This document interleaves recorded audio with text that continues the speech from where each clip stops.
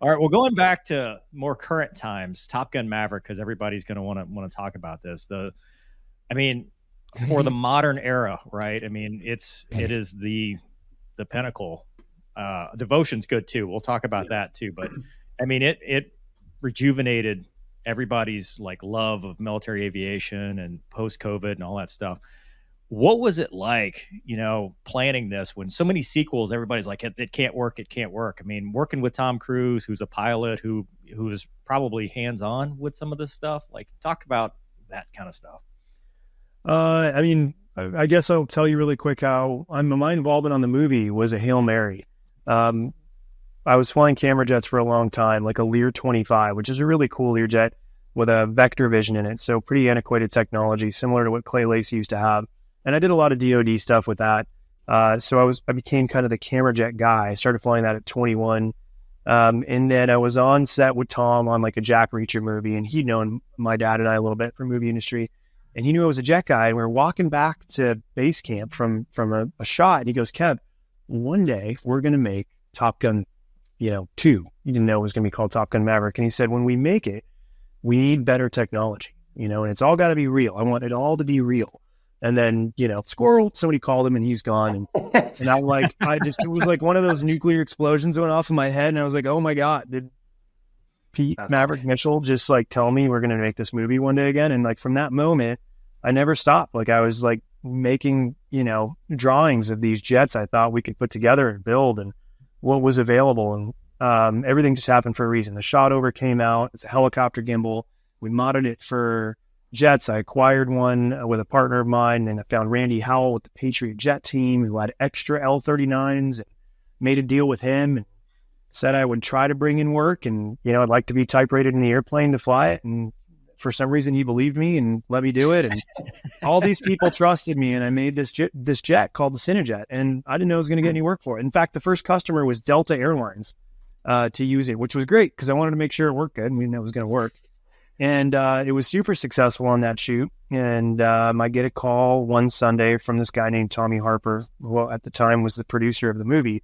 And he goes, hey, Kev, we heard you made, the Cinejet, and we're wondering if you wanted to work on Top Gun too. We're making this movie. We'd like you to do the jet work. And I was just like, yeah. I mean, I'll check my schedule and I'll make sure the airplane's available. And dude, I probably woke up every neighbor, just like that awesome moment. So that was a Hail Mary.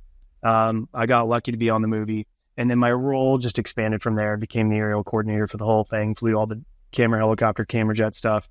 My naval counterpart, Brian Ferguson, call sign Ferg, worked with him for a year on the movie. So it was incredible. And to answer your question, I kind of went off on a tangent.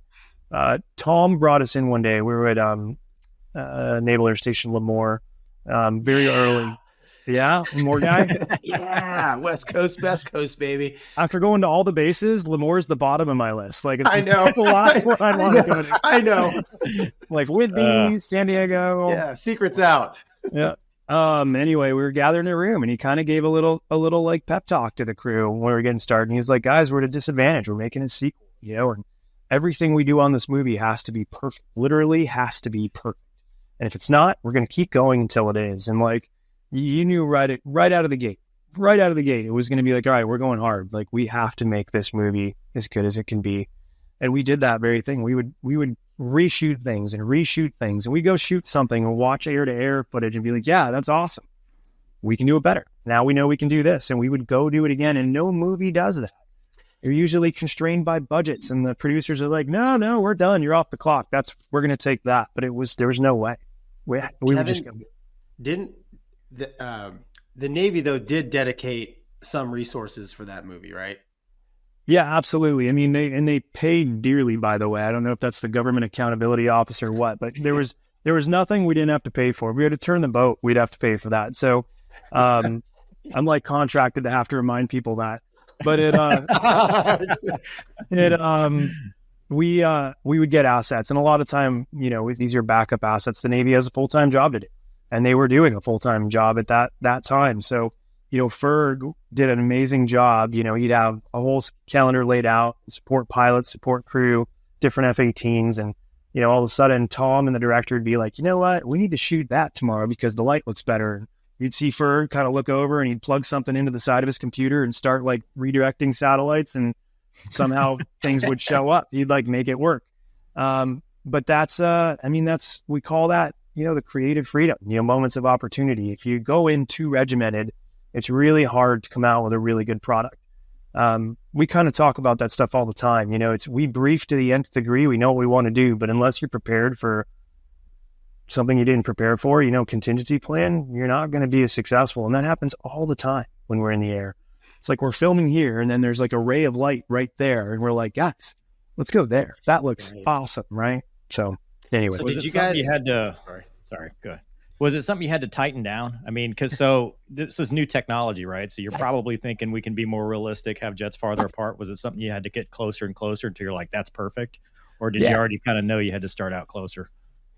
Yeah, I mean, I think everything we do, I always brief that crawl, walk, run. We don't go just diving into canyons at, 300 knots. It's, Walleye, the Blue Angel that came in to do a lot of our low level stuff, and that famous Tom Cruise hell run through Toyabe Canyon at Fallon. That was done, at 300 knots and 500 feet, and then 350 at 400 feet. He probably ran that thing 30 or 40 times before we actually got that take. And on that last take, he was in there, but he knew every rock and tree by heart. So I'm the same way, Mover. I mean, every time we work with the guys, it's like, until you build that trust with whatever pilot you're flying with.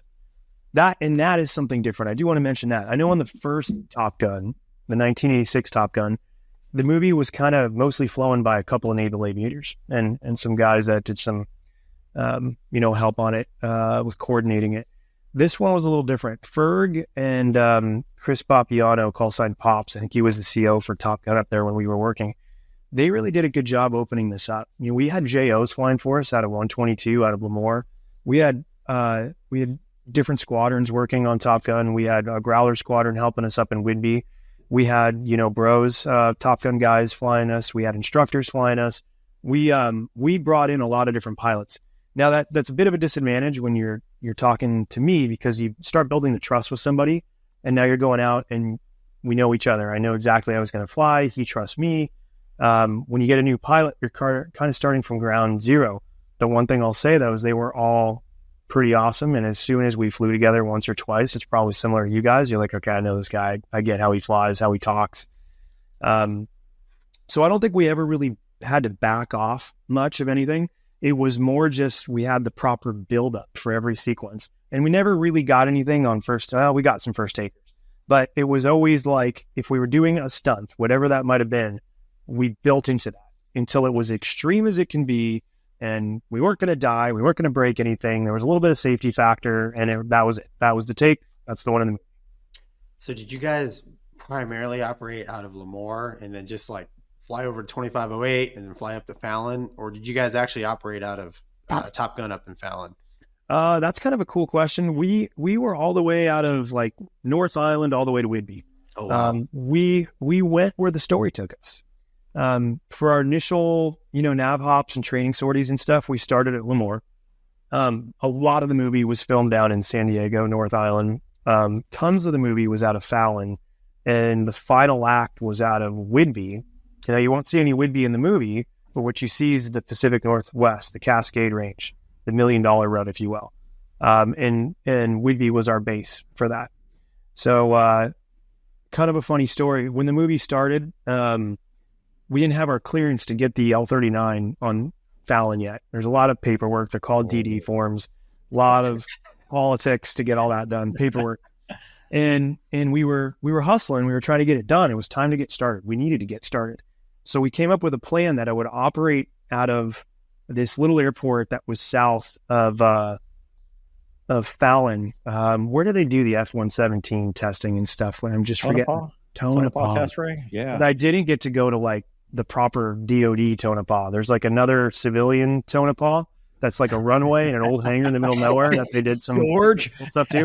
Yeah. And we stayed in the weirdest place. There's like a clown motel and an old graveyard. We were laughing. We're taking pictures. We're working on Maverick, but we can't go to the Navy base yet. So we have to stay here, which gives me enough fuel range to meet up with the F-18s out over the range. So that was pretty funny. Some cool pictures. That's par for the course for, standard military operators. DOD. Yeah. It's like- Is that where Maverick drove his motorcycle onto the? No, tell you what, I know you guys know this place, just a little fun for people that are listening. So, it's close to 2508 and you saw the hangar. Where's hangar live? Do you know what airport that was?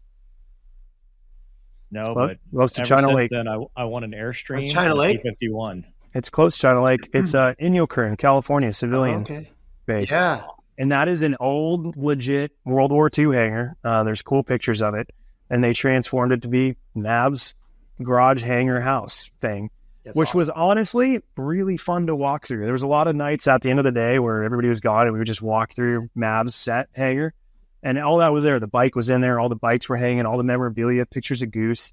You get like goosebumps walking through there. It was really cool. Oh, yeah. I see what you did there. Yeah, Yeah, I see what you did there. Was the P-51 easier to shoot for those scenes? Just based on speed differentials and stuff? Yes and no. There was a lot of stress with that. I mean, that was probably the single biggest aviation insurance policy ever taken out. Yeah, that's right. Right? Because you're talking like a legit P-51D Mustang that's immaculate, by the way, flown by Tom himself, who flies it expertly, and Jennifer Connelly in the backseat. So pretty awesome. And then, we're in the 2508 complex. I guess we're in the MOA. Is it the Isabella MOA? I think that's just on the south side of the Sierras there. So we're ripping through the MOA, and all those cool rocks right there, just to the west side of China Lake. And, chasing him. He's chasing me in the L-39. I'm like, what are we doing? This is insane. It's gorgeous, right? And we did it a lot of times. And to Tom's credit, we had very specific lines. I'd scouted it all. We knew where there wasn't wires. We knew where we could fly. We knew it all like the back of our hand. We put a lot of work into it. And when we shot it, it was gorgeous. It looks just like that at the end of the movie. Here's a cool little fun fact a lot of people don't know. End of the movie, this roll, there's a roll. Tom rolls around the sunball. Love that shot. Almost as cool as the F-14s in the end of the 86 film. That was a really hard shot to get. It's me in the helicopter, and the Mustang has to do this perfect roll around the sun, which looks different to him because I'm looking through the lens in the helicopter. And then we had this really cool idea that I told Joe Kaczynski, the director. I said, you know what? Why don't we have the Mustang continue a right-hand orbit? We'll hold on this beautiful sunset over the Sierra Mountain Range, and then have that thing just rip through frame and then go to black. And it'll just be, the Mustang engine and one last little flyby in Maverick. And that's exactly what's in the movie. And people don't think that's real. They think the Mustang maybe is real as it goes out. And then this thing that just flashed by was fake or something. That is absolutely a one take deal. And it looks awesome. And it's like the perfect way to end the movie. Wow. Yes. Speaking of real. Sorry, go ahead, dude. Yeah, I was going to say, speaking of real, the L-39 cannot go Mach 10. And so I don't know how you were chasing the Dark Star. They used a drone. Yeah. It was a drone. Yeah, right. I'll give you guys a cool analogy. People ask me this all the time. Here's what I always tell them. We learned how to use the camera platforms properly on Maverick. And I say learn because there's 800 hours of aerial content on that movie, and we use 1% of it in the movie. It took a little bit to understand how to move the camera with two jets, but if you take an SR-71 at max power, full speed, and you put a camera gimbal on it, and then you use that SR-71 to film another SR-71, it is going to be the most boring, floaty footage ever. They're just sitting there. They're doing Mach 2, 8, or 3, or whatever, but unless you have some sort of relative motion, clouds, ground, smoke, anything, to show that the airplane is going Mach 3, it's sitting there in frame. Well, if you take that logic, and you put it into the L-39, because we had no other choice, and you figure out, well, it's overtakes. It's a differential of speed. If we set up a overtake maneuver and we film the overtake, all of a sudden the background looks like it's going Mach 1. The F-18 is probably doing 300 or 400 knots, and if I'm doing 250, that overtake looks insane. So when you watch Maverick, if there's a sense of speed, it's either, it's either the L-39 with a huge overtake, or it's the helicopter with a huge overtake, and that's how we get speed.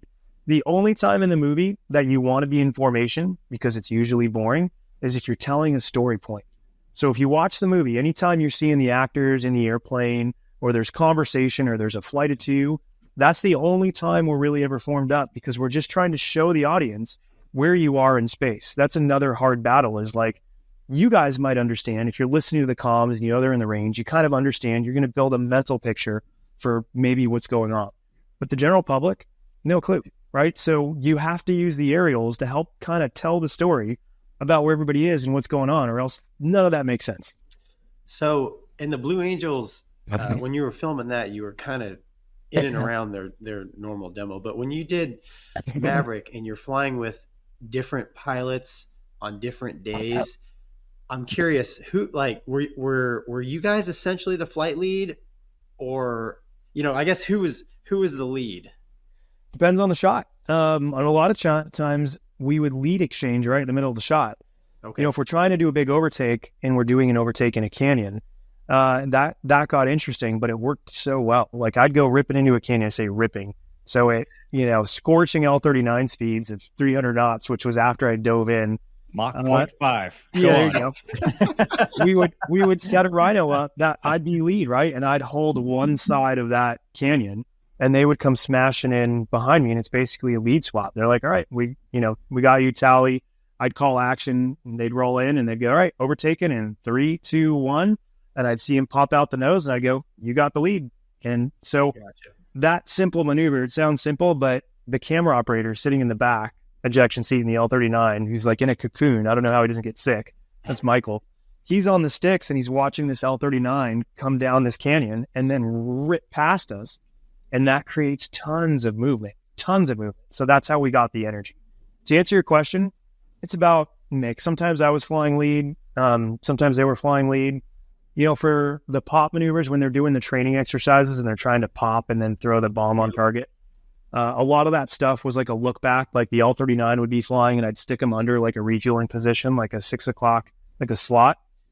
And the only reason it looked fast is I'm 103 N1. I'm like max power in the L-39, 275 knots. But because we're so low, 275 knots when you're, 30 feet above the ground, looks like you're screaming. Oh, yeah. So it's like what I just said before. That's the relative, whatever you can put on the ground to give you some sort of speed. It's just a cheat. Yeah. Like Mover and I have taken backseaters like, we'll go supersonic. And, if you're at altitude, it's like, well, here we are. Oh, yeah. There's no golden light. There's no angels singing. Yeah. Nothing happens. Yeah, there's nothing flying by. They're like, you go to plaid. No, sometimes you go to plaid. But so, Kevin, was there anything that you guys like? I know, because you said there's a whole bunch of shots, right? And if you can't answer this, then that's cool. But like, was there anything that you looked at and you're like, this looks like a great idea? And you get out there and you're like, oh God, it just doesn't look right. Like BFM, high aspect BFM. Yeah. Did you have a lot of shots where you thought it was going to look great, and then you get to you're like, that's too far apart? True BFM looked boring on camera. It was hard to get the L-39 in a place to make the BFM look good. And as I learned, because I'm a civilian and you guys know this all well, they're trying to get angles on everybody, and it starts getting really slow as guys are trying to dive in behind the other guys. It doesn't look very sporty. There's not a lot of vapors. It looks cool when you're sitting in those jets, but from the camera angle, there's not a ton of energy to it, at least at the end of the fight. The initial merges that have, the big closure and stuff, that's cool. So we just had to get different ideas and different ways to do it. We would go back and we would sit in our debriefing room with everybody, with Tom and the director, and we would watch, like, no joke, 2 hours of footage out of hard-mounted cameras, out of the L-39, out of the helicopter, out of ground cameras, and we would learn. We would mark stuff and go, that was cool, this is boring, that's floaty, this is boring. What we ended up doing and learning for a lot of the BFM stuff, it was moments, and that's kind of what was cool. We stopped trying to make these long, drawn-out takes of a merge or like someone trying to get an angle on somebody, and we just got moments of an aircraft maneuver. And we learned little things like they were calling, I know it's slang, but like something the F-18 did of like a hypermech, like this rapid thing they would do to the controls in the airplanes. Like, okay, you want to go that way now. Here's how I'm going to go that way. But the airplane does some really cool things, and the control surfaces go all over the place, and the airplane squats and digs in. And if I got close to that and countered it, you would get this really cool moment on camera. So it was literally kind of learning as we went of what would look good on camera. Did you get a ride in a Hornet? It was after the movie was all done. We were so dug in, like we were so buried. It was studying, learning, planning, briefing, logistics, fly, do it all over again, rinse, repeat twice a day. But after the movie was all done, I got invited back, and I got a 16 ride in the morning, which is a Navy 16B, super fun. And then I flew in an 18 in the afternoon. So that was, I think, the Navy's way of thanking me. And that was pretty special.